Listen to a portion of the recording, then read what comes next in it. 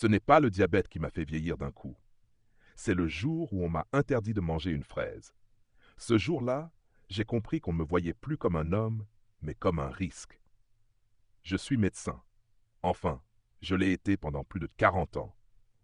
Aujourd'hui, j'ai rangé la blouse, le stéthoscope, les ordonnances, mais ce que je n'ai jamais pu ranger, c'est cette voix intérieure, celle qui me pousse encore à parler, à prévenir, à partager. Car il y a des vérités qu'on n'enseigne pas à l'université. On ne les lit pas dans les revues médicales. On les découvre quand un homme vous regarde droit dans les yeux et vous dit « Docteur, je ne me reconnais plus dans le miroir. Ce corps, c'est plus le mien. » Je me souviens d'un matin d'hiver. Un patient, Monsieur Henry, 69 ans, ancien facteur, m'attendait dans mon cabinet. Il avait l'air en bonne santé. Il s'asseyait, souriait poliment, et puis il a dit « Ce n'est pas la maladie qui me fait peur, c'est de devoir vivre sans joie. » Je lui ai demandé pourquoi. Il a répondu quelque chose de si simple, si désarmant. « On m'a interdit les fruits, docteur. » C'est là que tout a recommencé pour moi. Vous voyez, pendant longtemps, moi aussi, en tant que médecin, j'ai cru bien faire. Diagnostiquer un diabète, c'était suivre le protocole. Supprimer les sucres rapides, restreindre les glucides, interdire les fruits sucrés. Mais un jour, c'est moi qu'on a diagnostiqué. Moi le médecin. Moi l'homme. J'étais entré dans la zone grise, prédiabète avancé. Et ce que j'ai ressenti à ce moment-là, ce n'était pas la peur de mourir. C'était la peur de devoir renoncer à ce qui me reliait encore à la vie. Le goût d'une orange pelée par ma mère, la mangue verte coupée par mon épouse un après-midi d'été, le raisin que je faisais goûter à mon petit-fils, un grain à la fois. Et soudain on m'a dit « non, interdit, dangereux, trop sucré ». Comme si l'on venait d'arracher le fil invisible qui relie un homme à son passé. J'ai vu des centaines de patients pleurer en silence pour des raisons que leurs proches ne comprenaient pas. Ce n'était pas la chimiothérapie. Ce n'était pas la douleur chronique. C'était la perte des petits plaisirs simples qui faisaient encore d'eux des êtres vivants. J'ai vu une patiente de 82 ans, Madame Solange, refuser de manger une demi-pêche offerte par sa petite fille. Je ne veux pas risquer ma glycémie pour un souvenir. Et ce jour-là, j'ai compris que ce qui tue lentement les personnes âgées, c'est pas toujours la maladie. C'est la peur constante d'aggraver leur cas, même avec une bouchée de douceur. Alors j'ai commencé à chercher, non pas pour contredire mes confrères, mais pour comprendre. Pour questionner ce que j'avais moi-même répété des centaines de fois à mes malades. Et j'ai découvert autre chose. J'ai découvert qu'on ne devient pas vieux en un jour. On devient vieux quand on commence à tout craindre, même ce qui autrefois nous faisait du bien. J'ai aussi découvert que certains fruits, oui, même sucrés, peuvent être des alliés précieux pour les diabétiques, à condition de savoir quand les manger, comment les associer, en quelle quantité et avec quel état d'esprit. Ce que je vais partager dans cette série de vidéos, c'est le fruit, sans jeu de mots, de plusieurs années de remise en question. C'est le regard d'un médecin devenu patient, d'un homme âgé qui a redécouvert la joie de manger, non pas pour se nourrir, mais pour se souvenir. Parce que les fruits ne sont pas que des aliments. Ce sont des morceaux de mémoire, de tendresse, de famille. Et les interdire sans nuance, c'est comme priver une personne âgée du droit de se sentir encore humain. Voilà pourquoi j'ai décidé de créer cette chaîne. Pas pour donner des leçons, pas pour vendre des régimes miracles, mais pour vous parler. À vous, à vos parents, à vos grands-parents. Pour redonner aux fruits sa juste place. Ni poison, ni panacée, mais compagnon discret du bien vieillir. Si vous pensez que cette voix mérite d'être entendue, si vous voulez soutenir ce chemin de vérité douce et lucide, je vous invite à vous abonner à cette chaîne. Chaque geste, chaque clic me donne la force de continuer à partager et peut-être un jour d'aider quelqu'un que vous aimez à retrouver le goût de vivre, une bouchée à la fois.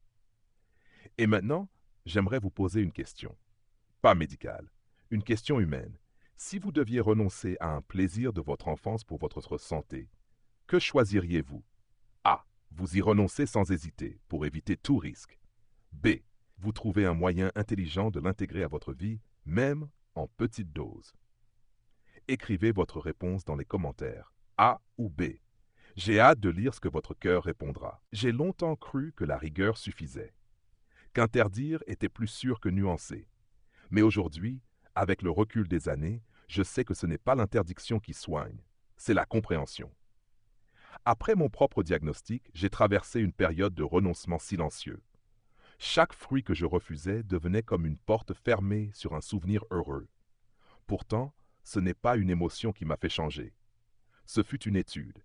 Oui, un simple article scientifique. Parfois, ce sont les faits qui réveillent ce que le cœur n'ose plus espérer. C'était une publication d'un groupe de gériatres japonais, relayée dans un congrès européen auquel j'ai assisté comme retraité curieux. Elle portait sur plus de 2000 personnes âgées diabétiques suivies pendant 12 ans. Leurs conclusions allaient à l'encontre de tout ce que j'avais enseigné. Certains fruits sucrés, bien choisis, consommés au bon moment, peuvent stabiliser la glycémie, réduire les marqueurs inflammatoires et améliorer la qualité de vie. Au début, j'ai douté. Mes réflexes de praticien revenaient. Mais le sucre reste du sucre, docteur, me répétais-je. Mais justement, ce n'était pas seulement une question de sucre.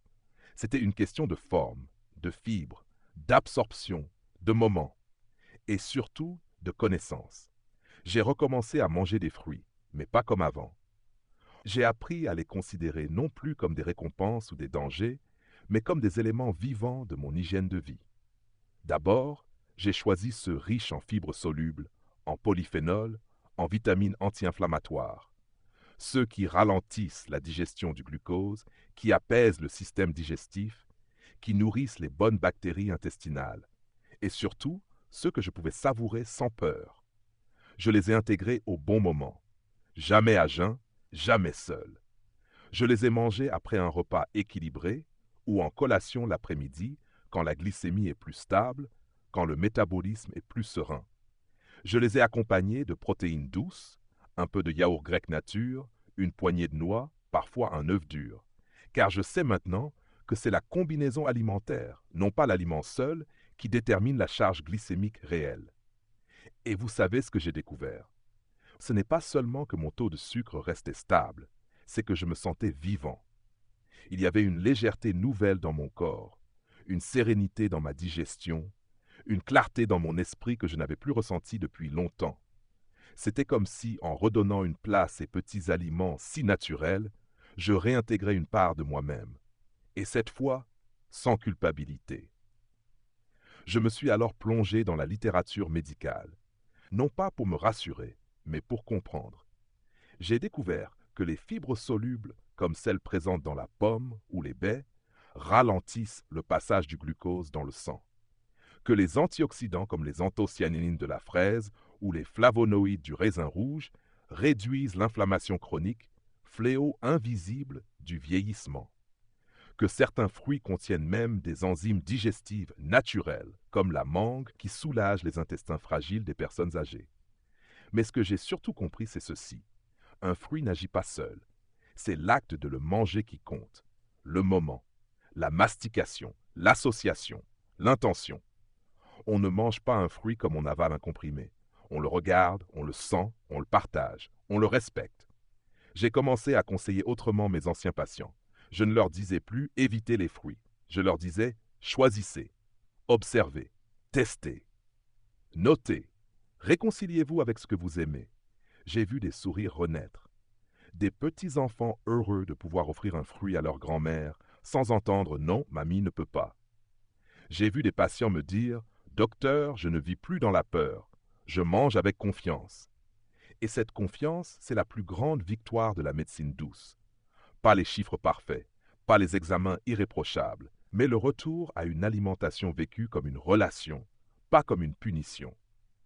Aujourd'hui, je dis à tous ceux qui m'écoutent, les fruits ne sont ni des ennemis, ni des sauveurs. Ce sont des aliments puissants qui exigent simplement qu'on les approche avec discernement et tendresse. Ne vous privez pas d'un plaisir qui peut aussi vous guérir, si vous savez comment l'intégrer. Apprenez à reconnaître les bons signes de votre corps. Expérimentez avec douceur. Et surtout, ne laissez personne, pas même un médecin, vous voler vos souvenirs d'enfance au nom d'un protocole rigide. Car la vraie santé, ce n'est pas d'éviter la maladie à tout prix. C'est de rester humain, joyeux, autonome et en lien avec ce qui vous rend vivant. Et parfois, cela commence par une simple tranche de pomme partagée avec amour. J'ai longtemps soigné avec des médicaments, des diagnostics, des protocoles. Mais aujourd'hui, ce que je soigne, c'est le lien. Le lien entre un homme et son corps. Le lien entre un souvenir et un goût. Le lien entre un fruit et une blessure invisible. Car avec l'âge, ce qui fait mal, ce n'est plus seulement la hanche, le foie ou la glycémie. Ce qui fait mal, c'est ce qu'on perd en silence, sans même s'en rendre compte. Et parmi les pertes les plus douloureuses que j'ai observées chez mes patients, il y a celle-ci. La perte du plaisir de manger un fruit. Pas un gâteau, pas une pâtisserie, un fruit. Quelque chose d'aussi simple, aussi fondamental que le goût d'un matin d'été. Je me souviens très bien du jour où j'ai recommencé à manger une fraise, une seule, rouge, fraîche, encore perlée de rosée. C'est ma petite fille qui me l'a tendue. Papy, goûte, c'est de la ferme. J'ai hésité. Des années de peur, de chiffres, de prudence médicale m'avaient rendu méfiant. Et puis je l'ai croqué. C'est pas seulement la douceur légère, ni l'acidité discrète qui m'ont bouleversé. C'est le flot de souvenirs. Ma femme jeune, riant dans le jardin, les doigts tachés de jus, les balades en montagne, les confitures maison. La fraise, ce jour-là, n'était plus un aliment. Elle était une capsule temporelle. Et c'est ainsi que j'ai commencé à regarder les fruits autrement, non plus comme un ensemble de sucre et de fibres, mais comme des porteurs de mémoire, des guérisseurs silencieux. Et croyez-moi, la science ne contredit pas cette intuition. Prenez la fraise. Elle contient des anthocyanines, ces pigments rouges qui ne font pas que séduire l'œil. Ils ralentissent l'absorption du glucose dans le sang, protègent les vaisseaux, réduisent l'inflammation, surtout celle des articulations fatiguées. Une petite portion, 5 à 6 fraises, 3 fois par semaine, associée à un yaourt nature ou quelques amandes, peut transformer le métabolisme d'une personne âgée. J'ai vu des patients retrouver un sommeil plus profond, des réveils moins douloureux, un transit plus serein, tout ça avec quelques fruits rouges. Puis il y a eu le raisin. J'en avais peur, je l'avoue. Dans nos cercles médicaux, on le cite souvent comme trop sucré. Mais c'est faux si on le respecte. Si on le mange avec la peau, en petite quantité, après un repas, et jamais seul. Le raisin rouge, surtout noir ou violet, est une source exceptionnelle de resveratrol, un antioxydant rare qui protège le cœur, améliore la circulation, soutient la mémoire. Chez les personnes âgées, le resveratrol aide aussi à mieux capter l'insuline, réduisant ainsi la résistance insulinique, souvent silencieuse mais redoutable. Je pense à M. Pierre, 76 ans, ancien professeur de lettres, qui souffrait de douleurs matinales dans les doigts, au point de ne plus pouvoir tenir sa plume. 3 semaines après avoir introduit 7 à 8 grains de raisin rouge par jour, associés à un peu de fromage frais, il m'a écrit une lettre. Pas un message, une lettre, à la main. Docteur, je recommence à écrire. Et dans cette phrase, je crois que tout est dit. Il y a aussi la pomme, la plus banale, la plus discrète. Et pourtant, la pomme contient de la pectine, une fibre qui ralentit la digestion du sucre, apaise les intestins, nourrit la flore bactérienne bénéfique. Une pomme mangée doucement, en tranches fines, avec un peu de fromage blanc ou un œuf dur, est un soin pour le pancréas, un réconfort pour les intestins, une caresse pour la mémoire. Un matin, à la maison de retraite de Blois, une dame m'a confié « Je ne sais pas si la pomme me guérit, mais quand je la mange, je n'ai plus peur. » Et cela aussi, c'est un effet thérapeutique. Et puis, il y a la mangue, le fruit que j'aimais tant, celui que j'avais abandonné avec tristesse, mais que j'ai réappris à manger à demi-mûr, encore ferme, en fines tranches, associé à un peu de volaille blanche. La mangue est riche en vitamines A et C, mais aussi en enzymes digestives naturelles qui facilitent l'absorption des nutriments chez les personnes âgées. Elle donne de l'éclat à la peau, soutient le système immunitaire et apporte une forme de lumière intérieure. Enfin, l'orange, le fruit du matin, de l'hiver, de l'enfance. Je ne la bois plus en jus. Je la mange en quartier, lentement. Ces flavonoïdes protègent mes artères, soutiennent ma mémoire, réveillent ma lucidité.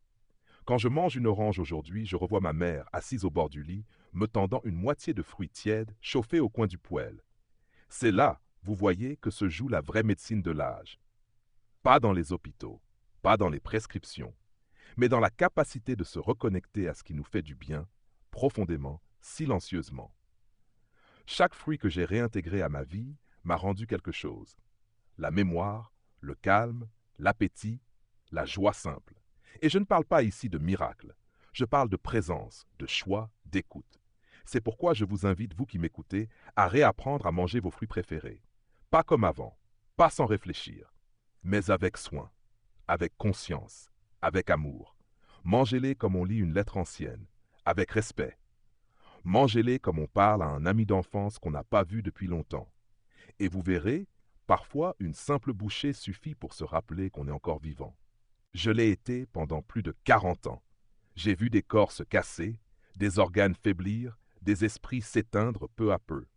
Mais s'il y a une chose que j'ai comprise trop tard, c'est que les dégâts les plus dangereux ne sont pas toujours visibles à l'imagerie. Parfois, ce sont les habitudes, les automatismes, les petits gestes anodins du quotidien qui minent le corps en silence. Et c'est d'autant plus vrai avec les fruits, surtout quand on croit bien faire. Aujourd'hui, j'aimerais vous parler non pas des bons fruits, mais des mauvaises façons de les consommer. Ces erreurs insidieuses que j'ai vues tant de fois chez mes patients âgés et que j'ai moi-même commises. Car oui, même un médecin peut manger sain d'une manière destructrice s'il ne se remet pas en question. L'une des plus grandes erreurs que j'ai observées, c'est le jus de fruits à jeun, au réveil. C'est naturel, docteur, me disait-on. Naturel peut-être, mais terriblement rapide pour le corps. Quand vous pressez une orange, une pomme, un raisin, vous retirez la fibre, ce précieux ralentisseur de glucose, et vous concentrez le sucre libre, prêt à entrer dans le sang comme un coup de tonnerre. Une simple tasse de 250 ml de jus d'orange contient autant de sucre que 3 oranges entières, sans les fibres pour freiner son absorption. Résultat, une montée de glycémie brutale suivie d'une chute. Et cette chute, je la connais bien. Fatigue, vertige, irritabilité et à long terme, un pancréas à bout de souffle. La deuxième erreur fréquente, c'est de consommer les fruits secs comme des encas sains. Je pense à cette patiente, Madame Louise, 75 ans, qui grignotait chaque après-midi quelques dattes, des raisins secs, un peu de mangue séchée. C'est mieux que des biscuits, me disait-elle. Oui, en apparence. Mais en vérité, c'est un concentré de sucre. Pourquoi? Parce que l'eau a été retirée. Le sucre, lui, est resté plus dense, plus actif, sans volume pour rassasier. Un petit sachet de 30 grammes de fruits secs peut contenir jusqu'à 25 grammes de sucre, soit l'équivalent de 5 morceaux de sucre blanc. Et ce, sans mastication réelle, donc sans signal de satiété. C'est ainsi qu'on glisse lentement vers l'hyperglycémie chronique, sans jamais en voir les signes. Je ne dis pas que les fruits secs sont à bannir, mais à traiter comme des douceurs, avec parcimonie, et toujours après un repas complet. Il y a aussi l'erreur des fruits trop mûrs, ceux que l'on pense plus digestes. Le meilleur exemple, la banane bien tachetée, que beaucoup de seniors préfèrent, parce qu'elle est douce, fondante, facile à mâcher. Et pourtant, ce stade avancé de maturité signifie que l'amidon complexe de la banane s'est transformé en sucre simple. Une bouchée facile, mais un pic de sucre assuré. Je me souviens d'un homme, Monsieur Jacques, ancien boulanger à Dijon. Il aimait manger une banane bien mûre avant sa promenade matinale. Il se sentait léger, énergique, puis soudainement fatigué au bout de 20 minutes. Nous avons simplement décalé sa banane, après le petit déjeuner, et choisi un peu moins mûr. Le résultat, plus d'hypoglycémie de rebond, plus de vertige, plus de frayeur. Et puis il y a les fruits d'été, si juteux, si rafraîchissants. Et si perfides quand ils sont consommés en excès ou mal associés. Je parle ici de la pastèque, du melon, de l'ananas et parfois même du raisin blanc. Des fruits riches en fructose rapide, en eau, en promesses de fraîcheur, mais souvent mangés seuls, en grande quantité, quand le corps est à jeun. Leur effet est immédiat. Une sensation agréable, un pic d'énergie, puis un effondrement métabolique quelques heures plus tard. Je ne compte plus les appels de patients me disant qu'ils ne dorment plus bien, qu'ils se réveillent à 3 heures du matin, l'estomac vide, la tête lourde. Beaucoup d'entre eux terminaient leur dîner par un bol de pastèque, pensant alléger leur repas. Mais la vérité, c'est qu'ils inondaient leur organisme de fructose rapide juste avant le repos digestif nocturne. La solution n'est pas l'interdiction. Elle est dans l'ordre, la modération et l'association. Un fruit sucré comme la pastèque ou l'ananas peut être très bien toléré s'il est consommé après un déjeuner équilibré, accompagné d'un peu de protéines ou de bons gras, fromage frais, œufs, noix, qui vont ralentir l'assimilation du sucre et protéger le pancréas. Ce que j'ai appris en vieillissant, c'est que la vérité se niche dans les détails. Un fruit peut être un poison ou un remède, selon le moment, la quantité, la manière de le mastiquer et ce qu'on a mangé juste avant. Alors aujourd'hui, je vous dis ceci. Ce n'est pas le fruit qui est le problème. C'est notre ignorance. On pense que le naturel protège, que le végétal est inoffensif. Mais même une tisane peut devenir un danger si elle est mal dosée, mal associée, mal comprise. Je dis à mes patients, ne mangez pas un fruit comme un enfant mange un bonbon. Mangez-le comme un adulte, écoute une vieille chanson, avec attention, avec respect, avec conscience. Car à notre âge, chaque bouchée est une décision. Et chaque décision mérite qu'on y mette du savoir, du soin et un peu d'amour pour soi-même. Depuis que j'ai quitté les couloirs de l'hôpital, je ne soigne plus des diagnostics. Je soigne des liens brisés, des mémoires oubliées, des corps qui demandent la permission d'exister encore. Avec l'âge, ce n'est pas seulement le corps qui s'affaiblit, c'est la sensation d'avoir encore droit au plaisir, au goût, à la tendresse. Et je vais vous dire une chose qui m'a pris toute une vie à comprendre. Un fruit peut être bien plus qu'un aliment. Je me souviens d'un patient, Monsieur Louis, 84 ans, veuf depuis 8 ans, vivant seul à Montauban. Ses enfants vivaient à l'étranger, il recevait chaque semaine un plateau repas livré par une association. C'était propre, équilibré, mais sans âme. Un jour, je suis venu lui rendre visite. Je lui ai apporté des figues violettes. En les voyant, il a murmuré « Ma femme les adorait. Elle me les coupait en deux et y mettait quelques gouttes de miel. Je n'en ai pas mangé depuis sa mort. » Il n'a pas pleuré. Il les a simplement regardées longtemps. Puis il en a pris une, l'a ouverte doucement, l'a goûtée, et il m'a dit « J'ai l'impression qu'elle est là, juste là, à côté. » À cet instant, j'ai su que je ne parlais plus de nutrition. Je parlais de présence, de résilience, d'appartenance à la vie. Vous voyez, à un certain âge, le problème n'est plus le cholestérol, la glycémie ou la tension. Le vrai problème, c'est l'effacement progressif de ce qui faisait battre le cœur sans qu'on s'en rende compte. Le souvenir d'une main tendue, d'une assiette partagée, d'un goût familier qui nous ancre dans notre humanité. J'ai vu tant de personnes âgées supprimer les fruits de leur quotidien, non pas parce qu'elles n'en avaient plus envie, mais parce qu'on leur avait dit qu'il ne fallait plus. Et, avec le fruit, elles ont aussi supprimé un rituel de mémoire, un fragment d'histoire personnelle. Dans une maison de retraite de la région bordelaise, j'ai rencontré une femme de 87 ans qui refusait systématiquement les compotes proposées. Un jour, je l'ai interrogée doucement. « Vous n'aimez pas la poire ?» Elle m'a répondu avec un sourire amer. « Ce n'est pas ça. C'est que ça me rappelle trop de choses. Quand j'en mange, je revois ma mère me les donner à la petite cuillère quand j'étais malade. J'ai trop peur de pleurer. Alors nous avons mangé ensemble. Une seule cuillère, en silence. Et ce fut comme une messe intime. Pas pour guérir le corps, mais pour faire revivre ce qui ne demandait qu'à exister à nouveau. C'est cela que je veux transmettre aujourd'hui. Le fruit peut être un geste de soin, un acte d'amour. Pas pour la santé seulement, pour la dignité. Quand on est vieux, on ne veut pas forcément rajeunir, mais on veut encore pouvoir choisir, encore pouvoir aimer, encore pouvoir goûter. Un fruit mangé lentement, dans le calme, dans le respect, peut être un moment de vérité, un moment de soi.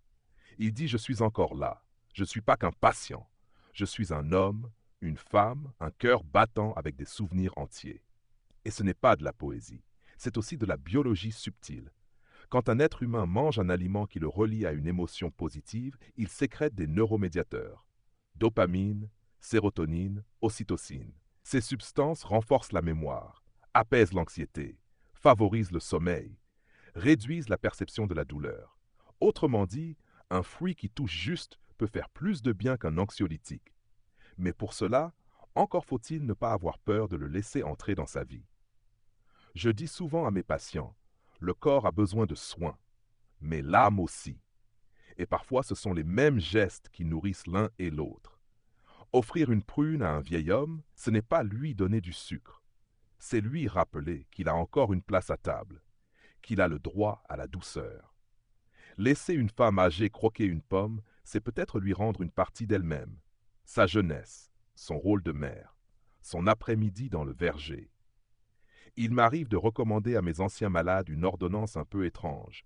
Chaque jour, un fruit, mais un fruit que vous aimez, pas un fruit que l'on vous impose. Et surtout, mangez-le dans le silence, sans téléphone, sans télévision. Juste vous et le goût. Parce que le goût est le dernier sens qui résiste à l'âge. Même quand la vue baisse, que l'ouïe fatigue, que la mémoire s'efface, le goût d'un fruit reste une encre. Je n'ai jamais vu un vieux sourire s'allumer plus sincèrement qu'après une bouchée d'abricot ou un quartier d'orange bien juteuse. Ces petits plaisirs-là, ce sont des boussoles intimes. Alors oui, je suis médecin.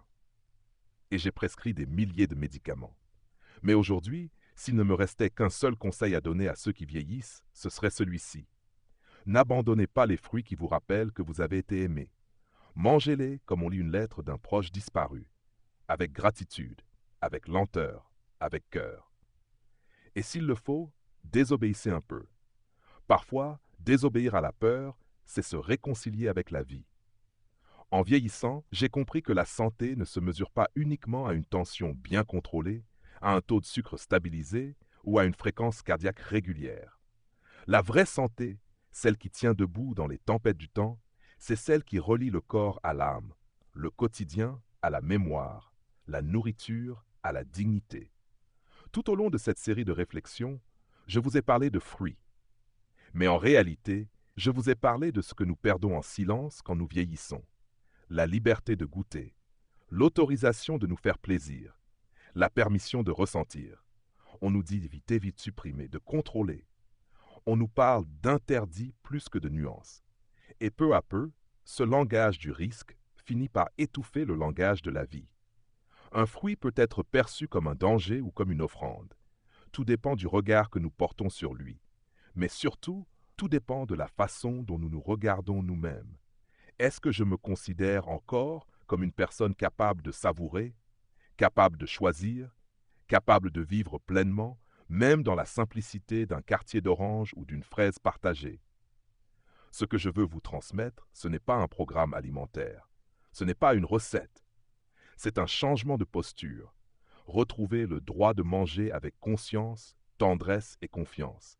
Car les fruits, bien choisis, bien associés, bien intégrés, ne sont pas des ennemis. Ce sont des alliés précieux du vieillissement actif. Ils apportent de la légèreté au foie, du soutien aux intestins, de l'apaisement au cœur.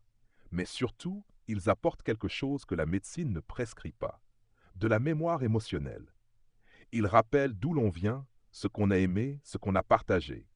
Et dans un monde où tant de personnes âgées se sentent oubliées, ignorées, mises à l'écart, le simple fait de se rappeler qu'un fruit peut être une caresse pour l'âme devient un acte de résistance lumineuse. J'aimerais que chacun d'entre vous reparte de cette série avec une seule conviction. Ce n'est pas le sucre qui est l'ennemi, c'est la peur de vivre. Et cette peur, on peut l'apprivoiser, la transformer. Non pas par la force, mais par la connaissance, la douceur et l'amour que l'on se porte encore à soi-même. Alors mangez vos fruits préférés avec sagesse, mais aussi avec joie. Écoutez votre corps, oui, mais écoutez aussi votre cœur. Car parfois, une seule bouchée bien choisie peut guérir des mois de solitude silencieuse. Et vous, qu'en pensez-vous? Dites-moi en commentaire si vous deviez choisir un seul fruit qui vous rappelle votre enfance ou un moment heureux, lequel serait-ce? La pomme. Simple, douce, rassurante. B, le raisin. Sucré, festif, plein de souvenirs. Écrivez votre réponse ou B en bas dans les commentaires. Je lirai chaque mot avec attention, car vos histoires me touchent, m'inspirent, me rappellent pourquoi je continue à partager, même à mon âge.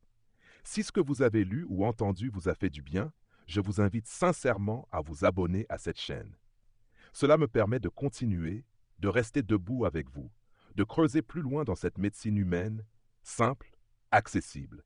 Et si vous le pouvez, même symboliquement, un petit don, une participation m'aiderait énormément à financer les prochaines vidéos, à investir du temps, de l'énergie, du cœur dans ces partages. Je ne le demande pas comme un dû, je le propose comme un geste de solidarité entre générations. Moi, je suis vieux, mais je suis encore là. Et je veux que ce que j'ai appris serve à quelqu'un. Merci de votre présence, merci de votre confiance et surtout, merci de croire, comme moi, que vieillir n'est pas renoncer, mais affiner ce qui compte.